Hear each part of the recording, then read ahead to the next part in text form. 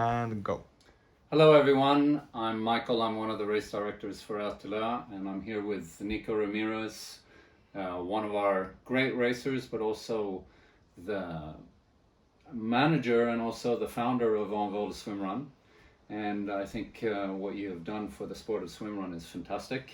Not only are you racing at a very high level since, 8 years? Yeah, 2015, yeah. Since 8 years, but you have also introduced the sport of swimrun to many people around the world. How many countries do you have members in at the No, moment? we have 28 countries. You have members in 28 countries, countries, yes. And a total of 400? No, less. 250, 250. Yeah, it's fantastic. Yeah. And we call you the Blue Machine. You're almost a nationality of your own now. And you're based in Stockholm. We are based in Stockholm, yes. And it's just fantastic to see what you've done with the sport and how we can move together. And the purpose of this session is that today we have 9 weeks until the start of Ötillö the Swimrun World Championship, which will be a very interesting year, I think, because in 2019 we had a race where the front of the race was like a cycling race, where nobody really wanted to pull and everyone was sort of guarding each other. And then in 2021 there was full clip from the beginning. From the front, everybody just went for it. And I don't know, what do you think the year is going to look like this year? Well, first of all, thank you, Michael, to have me for this documentary. I think this year is going to be, well, first of all, we need to know exactly who's going to be on the starting line. Yeah. That's we need to wait the Monday morning to see who is there. I think it may be a chasing race. Yeah. There is a few really strong swimming team. I'm talking about the men category. Then it will be probably lots of men's team and mixed team running hard trying to catch this really good swimming team. In the mixed team competition, it's very open, I think, and we're still not sure who's gonna be on the starting line. And the woman, I think, is extremely open this year. There'll be some new teams on the top of the podium. Yeah. And I hear rumors that some mixed teams are gunning for the total podium as well. Well, I think this is a year when this is possible. Yeah. This is possible. We have seen that longer the race are and more technical they are, and the women are really closing the gap with the men, or doing even better. Sure. And even better. When we're checking some split at some race, like the last one on Ötillö, for example, Ötillö WC in May, we saw that the 3 first mixed team were going faster than some of the men's team who were ahead of them at the overall. And that's why make me think that we might have some mixed team on the overall podium, or even on the first place. Yeah. And I hear that's sort of in the stars, which is really interesting to see what will happen this year if we will have this big. I mean, it would be fantastic for the sport of swimrun to show that the level, as we have spoken about for many years, is very similar between men and women, and that would be the ultimate proof of it, I would say. So, going to the World Championship course, you know this course, you've done it 6 times. 6 times. 6 times, yeah. 6 times, and you take lots of people during the summer in Sweden onto the course for training. Yes. And you have, I'm not sure if I know anyone who knows the course as well as you do, except for ourselves. And it's always interesting to discuss with you what and where the big breaks in the race are, because some people think that it's a runner's race, some people think it's a swimmer's race, but I would argue for something different. How do you feel about it? Yeah, that's very interesting. What I hear a lot is you need to be good technically on this type of forest, this type of rocks, to be good at Ötillö. People say, well, Swedish people have an advantage because they're training on this type of forest. And yeah, that's right, this is an advantage. But we have seen in the past that even if you are not living here, you can still do some top position and do really well. Sure, you need a bit of experience and you need to know a bit where you're putting your feet, but I really think that this is a race where you need to be first a really good endurance athlete. Yeah. Why? You need, because it's minimum 8 hours or 7.5 hours up to 14 hours, and you need to keep moving at a good pace after the half of the race, and that's where it starts to get really hard, because there is some chances that you're gonna get cold, because there is a few long swims quite close after around the half of the race, and then you have this long run for 18 kilometers, 19 kilometers on the island of Orne, and you're a bit cold at the beginning, and after that you still have 90 minutes, well, you still have 10 kilometers, 12 kilometers of really technical island. And what we see in the result in the split time is like you're not gaining some time on the other team there, but you're losing a lot. Yeah. After the after 4 to 7 hours, okay, that's where you really start to lose big time. Yeah. That's why we're really trying to tell our customer and our members to be ready for that moment. Yeah. But and that requires some very specific training, I think. Experience, but that's what has to be improved. So what you're saying is that the training for that time in the race is more important than the experience of being in the environment. Oh yeah, totally. Yeah. Totally. Because a lot of people, they would say that they focus on the pig swim, that's the big scary part, and the half marathon at the end. Yeah. But you're basically saying that one needs to think a little differently. Exactly, because this half marathon, 19 kilometers or 18 kilometers, is arriving after 4 hours 45 for the first team, up to, I don't know, your cutoff, 8 hours. Yeah. Okay, after 8 hours, you're gonna run 18K, and that's hard. Yeah. The pig swim arriving after 3.5 hours to 5-6 hours. Yeah. Then you need to do this 1.4 kilometer swim really open. Yeah. It's a bit colder, it could be really choppy. And after that, you have another 900 meter swim coming. Which people don't think about this 900 meter swim, but you have 3 small islands, quite technical forest, and then you're going again in the water for 900 meters, and you're still a bit cold from the peak. So, and this is not about knowing the place, or this is about your experience of handling this type of swims after 5-6 hours of moving. Yeah.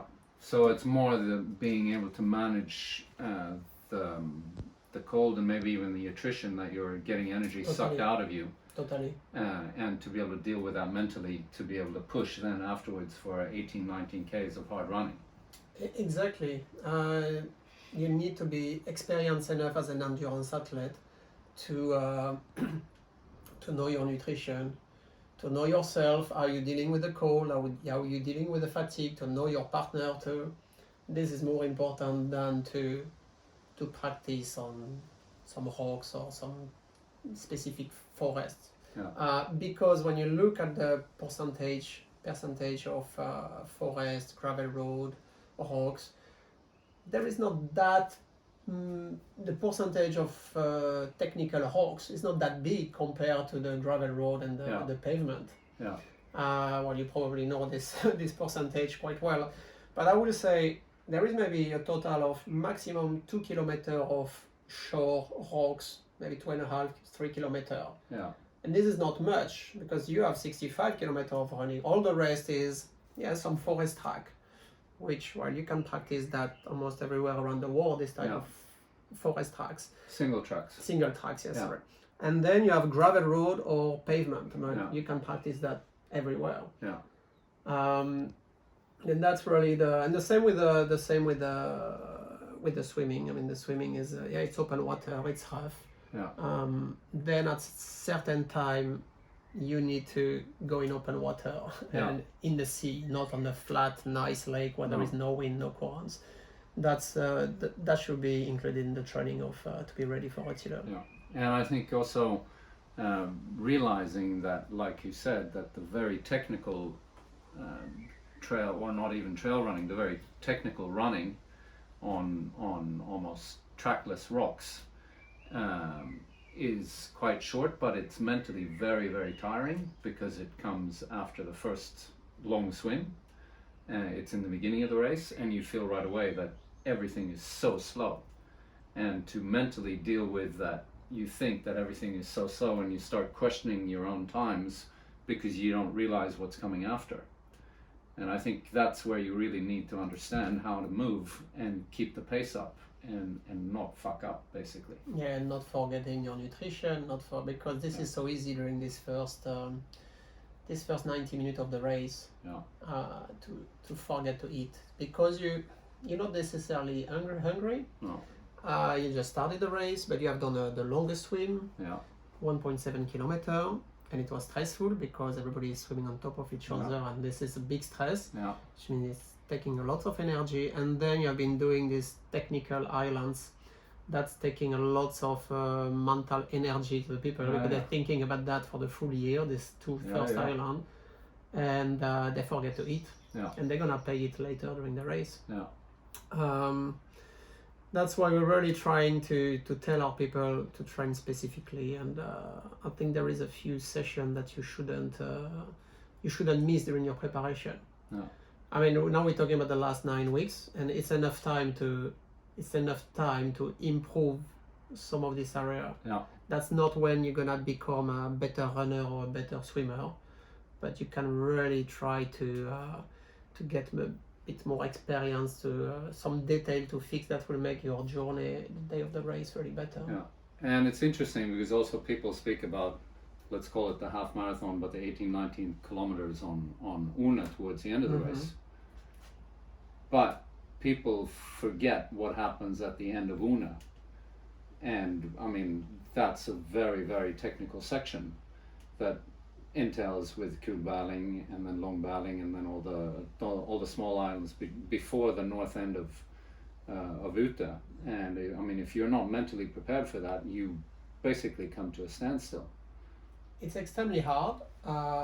Remember 2019, you mentioned, we were with my partner Julian Dent, we were alone the full race, basically, from the second swim to the end. And I remember running on Orne, we were running quite well, and while you're running on the pavement road or gravel road for a while, and everything is so straight. And the last 1.5 kilometer on Orne, this is really technical forest. When you have to change your step. And if you are not strong enough in your core, in your hips, then it's extremely hard to start moving again. And then you need to go back in the water and to do 4 more islands, really technical, where you have to move your legs. And that's where we lost a lot of time there, because I was totally dead. And I couldn't lift my legs. Then this is more, how strong can you be in your core, in your hips? How much can you lift your legs after 8 hours or 10 hours of moving? That's more, that's why I recommend people, well, instead of doing too much, it's better you go to the gym or you go to the forest and you do a good strength session where you will really get strong. Especially, for example, at the end of a weekend where you have been training quite well during the full week. You did a good session on Saturday and Sunday morning, and then you're gonna finish Sunday afternoon. Then you're gonna do a session of strength with some squat, jumping on the box. Because that will be kind of the feeling you're gonna get at the end of the race. It's more important to do that than to go for another 10-kilometer run. And it's also like I mean, I've been with you on some of your training sessions. You talk a lot about core strength, because every time you get out of the water, you have to basically do a sit-up. And there's lots of getting in and out of the water. And you can lose it, I would say hours, but not really, but you can lose a lot of time in the transitions if you're not strong. Losing a lot of time for sure in transition. I mean, there is 23 or 24 swims, right? 24, 24, where some are quite long, the body is not moving, you are squeezing this pull buoy. If you squeeze it wrongly, you're gonna squeeze with your adductor, your hip flexor, and the water is a bit cold compared to the air temperature normally. Yeah. Then you will have to go from this horizontal position where everything is tense and to lifting your body up, going back to vertical, and start moving the legs. Okay, it's easy at the beginning at 6 in the morning or 7 in the morning, but at 2 in the afternoon after... Or 5 in the afternoon. Yeah, or 5 in the afternoon, this is extremely hard. Yeah. And that's why it's more important to... That's when I was talking about experience. That's the experience you gain year after year. Yeah. Because you know how hard it is. And most of the swim runners complain about lower back pain, pain in the adductor, hip flexor. Yeah, that's because the sport is hard for the core. Yeah. And we forget to do this type of training if no one pushing you to do it, because this is usually the training that is not recorded on Strava or Garmin Connect. For sure not. Yeah. And what would be your top 3 tips, your personal tips for the World Championship course to be able to really have a good experience, no matter if you're in the front or in the back? What is it that you think are the top 3 things to remember? Okay, the top 3 tips will be, first of all, the first one, I think the most important one for most of the race, especially this one, is to be totally relaxed, not to stress, not to stress at all, because this is only a race. Well, we're paying to be there, then it's not our job. We need to have fun, and all the stress will be really negative. Then no stress. The second one will be to really know yourself when it comes to nutrition, when it comes to what you can do and what you cannot do, and when it comes to your equipment.